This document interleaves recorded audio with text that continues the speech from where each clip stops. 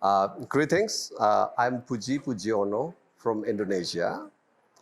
I am the senior advisor of the Pujiono Center, a local organization focusing on knowledge management on disaster, humanitarian response, and climate change in Indonesia. And I'm also part of the NEAR network.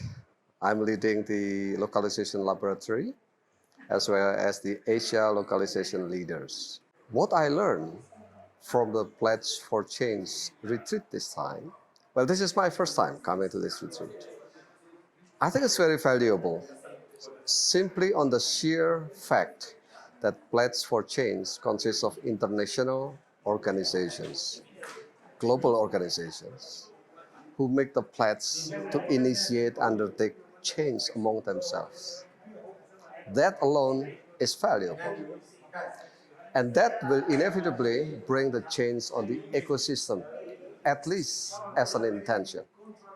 Now, that's very useful to me because it gives me the insights of how these people, this international NGO thinks, what are their rationales, their modus operandi, their intention, and to some degree also their challenges. Now, what realization that brings back to me that there's a clear cleavage between the headquarters narratives and the ground reality. Being local organization, I interacted with international NGOs who have converted themselves to become national organization or assuming national personality. That is a complex phenomenon that is threatening the existence of local NGOs like us. Now, coming to this retreat gave me just a glimpse of the rationale why it happened that way. Number two, knowing and understanding how it started. Now, give me the realization I could not deny the fact that these organizations are becoming Indonesian organizations. They are forceful, they are formidable, they are very strong, they're backed up by incredible machinery and framework behind them, globally. We cannot compete with that.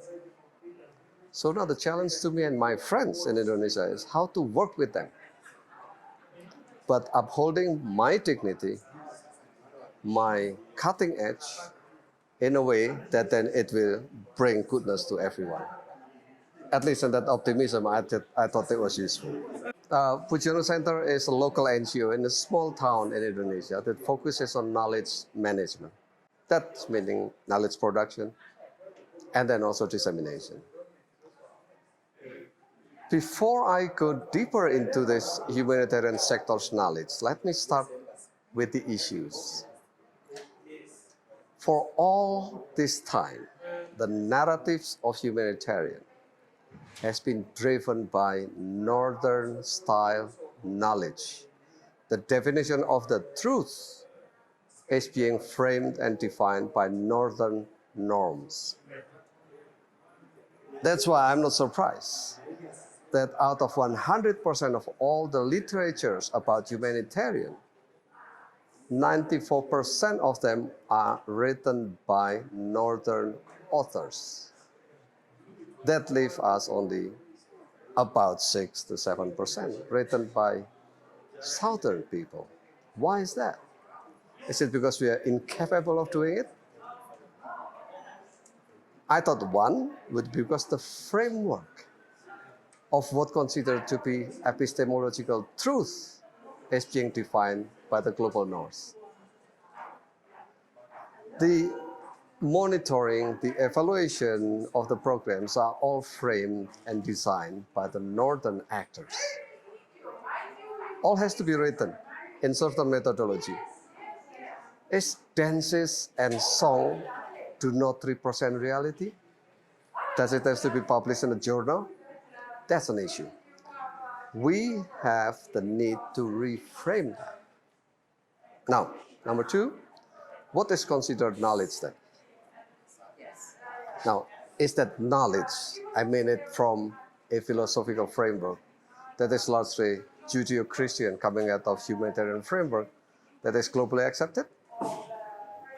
In Indonesia, for example, last November, we created our own Indonesian humanitarian framework that is founded on Indonesian philosophy, way of life, and the way we see and perceive the world and what we are doing in our very existence in the humanitarian theater. Perhaps that also comes through truth in it. While the language, the format may not nicely fit into the circles and boxes that has been prescribed by the North. Through the challenge and the exciting opportunity is, how can we create this new reality? So the next question that confronts us now is, how can we bring forward the knowledge of humanitarian realities of the global South into the table? It cannot be just improving the Southern methodologies, research, and rigor. That will not be sufficient. It will require a radical approach into what is considered truth, first and foremost. It's a narrative of a children in the humanitarian crisis, for example, in its natural language. It's a dance that is performed by women who are victim or survivor of trafficking. Is equally admissible as a knowledge to a journal. It's the truth that came out from a description of a disaster, which is not a national headlines, a localized but frequent disasters that equally devastating to localities, but doesn't make it to the headline, leave alone a global headlines. Will that still consider the truth? Will that count as knowledge? When we elevate it, will it become shareable knowledge? That's the fundamental question that needs to be grappled with before we're talking about what is humanitarian knowledge in the new age.